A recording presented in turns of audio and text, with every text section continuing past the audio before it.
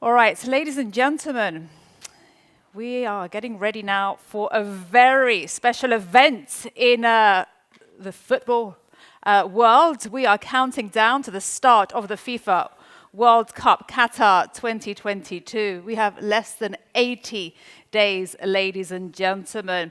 It starts on the 20th of November until the 18th of December. And this will be the first World Cup ever to be held in the Arab world. That was my happy home for 7 years. I lived in Bahrain as a journalist. All right, we're going to discuss now in a very special one-to-one conversation, big events and impact on tourism, the case of FIFA World Cup with the moderator will be José, Ramón, Bauzá, Díaz, Honourable Member of the European Parliament. Again, we appreciate their support and involvement supporting tourism, especially during the pandemic. And a very special guest, ladies and gentlemen, His Excellency Akbar Al-Bakr, Chairman of Qatar Tourism and Group Chief Executive of Qatar Airways. Gentlemen, the floor is yours. Welcome to you. Thank you.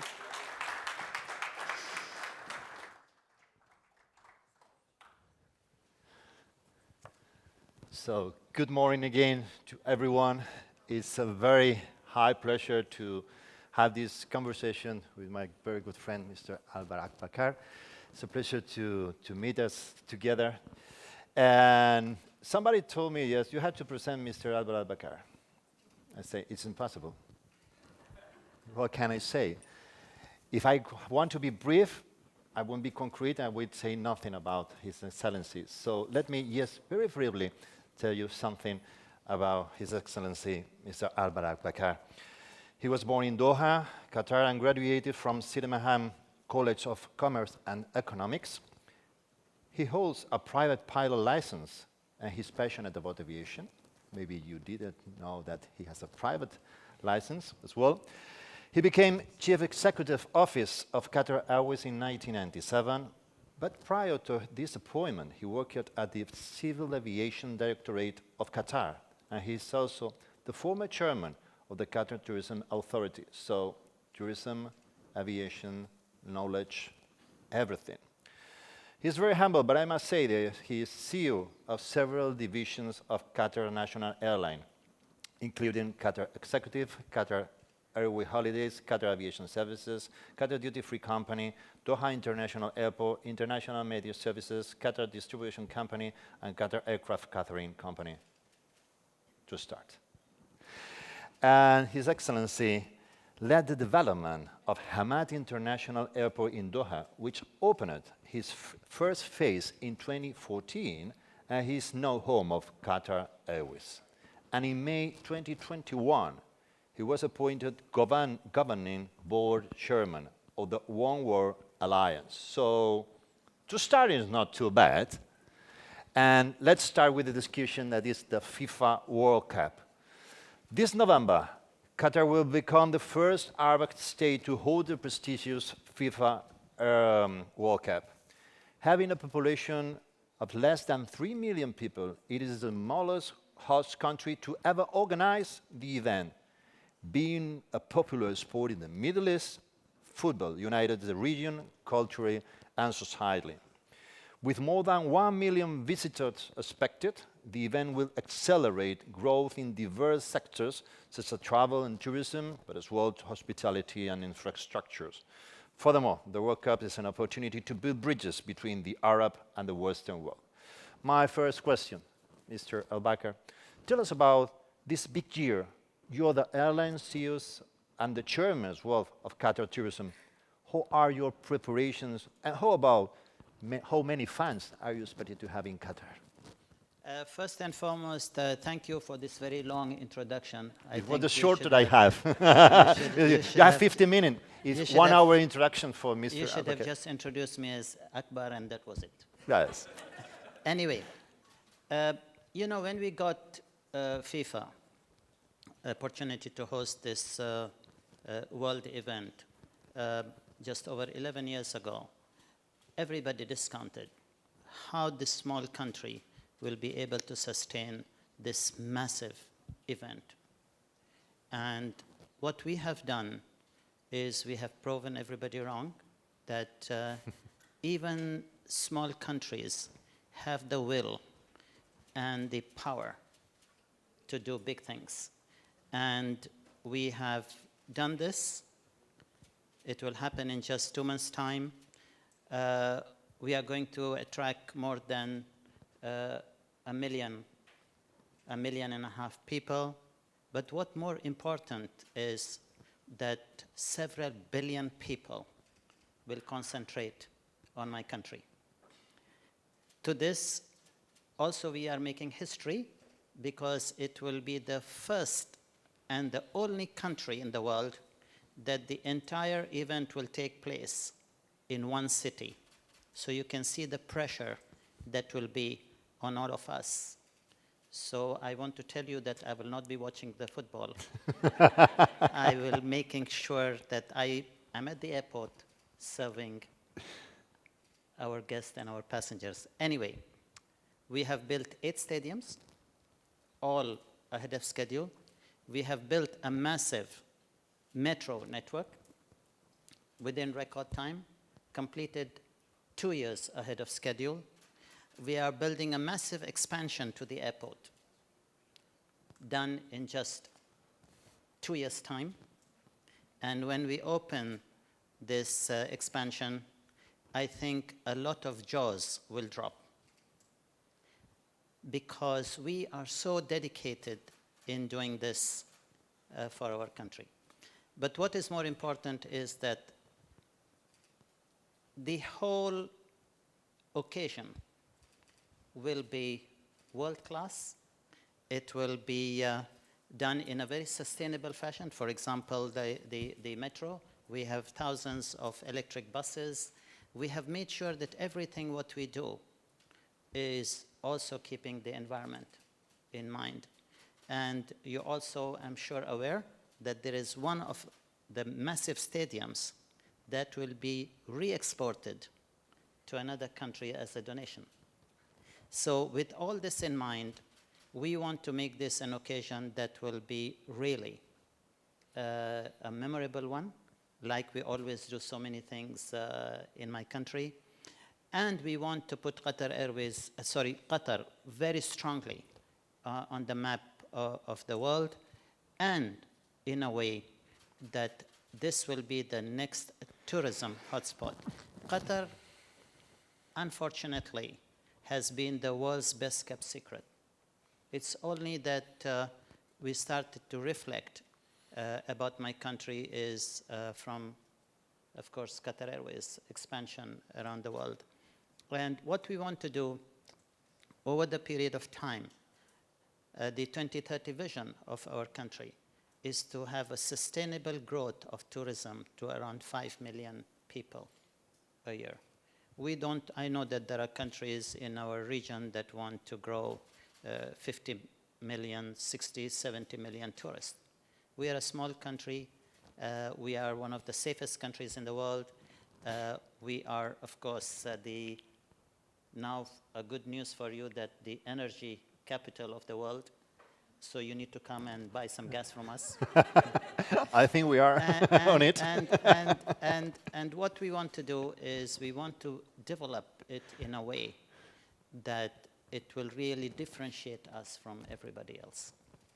And thank you so much, but as well, I must say that thanks to how fast you build your whole infrastructure, you have had the possibility as well. Yes, one small example about, you remember the situation in Afghanistan. You open your villas in order to get people from the refugees and repatriated people from Afghanistan. It was so important as well, so how fast the infrastructure, all of them, was done. So, Akbar, let me as well, we see a lot of sport tournaments in Qatar, but is this your main target, the sport target? No, that is not. Yes, we started with sport. We put sports infrastructure in my country, which is really second to none. We even have the world's best hospital for sports injuries that actually leading medical individuals and experts come to my country to witness this organization. But of course, sports is a very important part. And you know, today in the world, everybody is cued to watching different tournaments, different events in the sport. So we started with that, but we don't only want to concentrate on sport. We want to concentrate on culture. Mm-hmm. We are building finest museums. The world's best sports museum is in my country. Again, not many people know, and this is now my job as chairman of Qatar Tourism, to really sell my country to the world, to show what we have.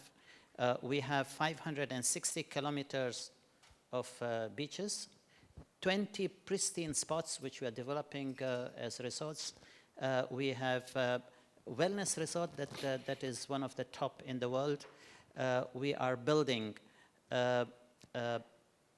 destination spots where people will come with their families.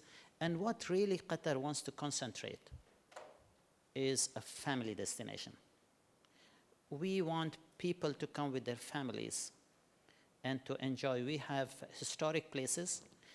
We have preserved our heritage by restoring the old parts of our cities, which unfortunately in many of our neighboring countries they destroyed for building skyscrapers. Mm-hmm. We have really retained and developed those very culturally sensitive places in my country.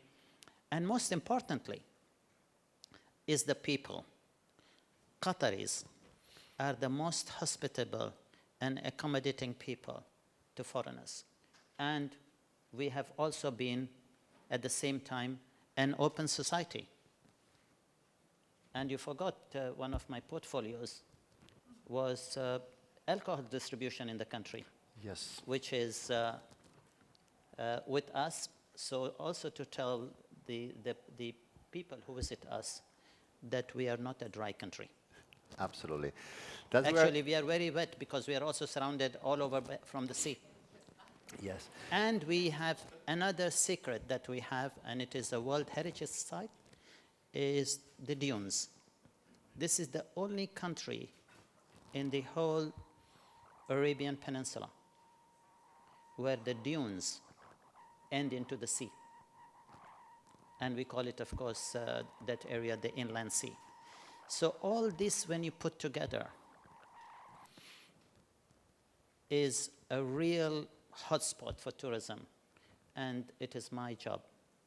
It's one of their jobs. Well, now that is my main job, to deliver what is the vision of my country in tourism. Qatar is lucky to have you. We are lucky to have you here. Well, but yes. And I'm lucky to be a Qatari. I'm sure you have to, but having you not too, because you have on your I don't know which one of your hats, but as well, you had the CEO airline vision, you have the tourism vision, you have everything on you. But talking about tourism, about the future's perspective, about everything that you have in your country, we're talking about obviously about aviation, but as well, other than air travel, how can international world arrive Qatar? I didn't understand exactly. I mean, how many different opportunities do you have, people around the world, to arrive Qatar?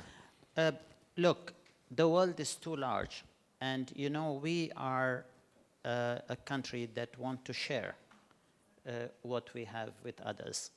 Of course, we want to concentrate depending on which time of the year is which kind of tourists to attract into my country.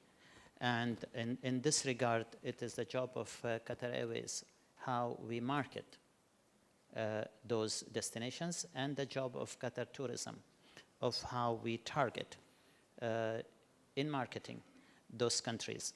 But what is very important is that a very unique vision of my country, of my ruler, was to make one individual in charge of the total customer experience This is very rare in the world, where the airline, the airport, and tourism is under the entity of one organization. And this is a huge boost to help us. Look, everybody can make a good airport, everybody can launch a very big airline, spend billions, build a lot of hotels. But when there is no vision, and when there is no strong will to be able to deliver all those three in a way that will be very memorable for people, is not found very easily. And most importantly also, for the thousands of people that work in our organization, the dedication and commitment to pull in one direction. And in this case, you show people how to do that because you are the first one who's doing. So it's easy for people to know it's the boss is doing what they have to do. It's easy to follow because if the boss is doing opposite things that he's ordering that, it's very difficult. So you are an example for them. Leadership always comes from the top. And the leader should lead from the front and not from sitting behind a desk. And when you have that kind of a will, I don't think there is anything that is impossible. And my dear friend Willie, who's sitting here, is also very similar, to start as a simple pilot, but with the determination to become one of the large aviation entities to be built in, 20 years, 25 years in our industry is like yesterday. Pretty easy. So, Akbar, we are talking about FIFA as well, obviously, but are there other tourism developments that is going on Qatar? Yes, it is my job to build resorts, to build facilities. For example, we are building, or we have already built, and it will be inaugurated beginning of next month, one of the foremost kite surfing places. We are going to complete in just 2 months' time one of the 7-star remote in a wildlife protected areas resort. We have already built, and it is my job now to put it on the map, one of the topmost health resorts, wellness resorts, that is run by Shivason in the north of my country. So we are doing a lot of things that we really want to put Qatar strongly in an exclusive tourism map. And then to provide the connectivity, we are also building a huge cruise terminal, and we want to promote fly in, sail out, and sail in, fly out center in my country. So we just started recently. The vision of His Highness, our ruler, to concentrate on tourism is not too old. And we are too late to start. And at the same time, we want to make sure that in the shortest possible time, we deliver what is expected from me and my team to put Qatar on the map, where people would want to come. Especially what we want to do is to bring families and enjoy the hospitality, the warmth, and the culture of the Qatari people. I'm sure. Our population, okay, we are 3 million people in the country, but the ethnic population is only 10%. So we have a huge challenge of how to reflect our culture to this large number of people that we plan to bring by 2030. Every big thing starts small. like Qatar Airways with only 4 aeroplanes. You're saying 2030, but knowing a little bit about Akbar, it will be maybe faster if he won. So my last question, because we are on time. So what role does tourism play for Qatar, for the Qatar as a nation, the whole country? You know, we want to grow the economy sustainably, and we don't want, it is the strategy of the country not to depend on hydrocarbons and gas and so on to base our economy on that. Our really strategy of the country, the 2030 vision, is to diversify. And tourism, we want it to play a major part in the GDP of our country. And we want the private sector to play an important part in this tourism expansion. This is really a very clear directive, and this is exactly what we are doing. We are trying to bring in the private sector into this industry, and to this we have now introduced so many rules and regulations encouraging people. So if you are a foreigner, and if you want to come and invest in the tourism field, we will give you tax breaks, we will give you a real estate to develop, we will give you a repatriation of your funds, guaranteed repatriation of your funds. We have zero tax, as you know, and there is a small percent of tax on corporates, which will also be given as an exemption for an extended period of time. Foreigners are now allowed to buy property with not a golden visa, but actually a permanent residence in the country. So we are doing so many things in order to attract. And I forgot to tell you one thing, that we also want to grow education tourism. We have campuses of world's most famous institutions and colleges. Again, this is a secret which nobody knows. And we are in a region situated in a region that has, in a not too distant radius from our country, nearly 3 billion people. And people want quality education. And we also want to concentrate on this. So we have so many different aspects of tourism that we want to grow, not only just for somebody to come for sunbathing. I think it's an extraordinary way of saying. I think here from Europe we should learn a little bit of that, because Middle East countries, the region, they are diversifying their investment. They are putting out the face on tourism. But here in Europe, I have to say, sadly say, that we are apart. Our vision is a part of even of tourism. As for some collectives and groups, we have the tourismophobia, and we have as well people who is against the sector and who is obviously against the aviation sector as well. So I think we have to learn every single day. And one of the lessons we have to, from Europe, learning to the the region of the Middle East country, in this case Qatar, how have you immediately decided to diversify, not because it was mandatory, because you wanted to do that.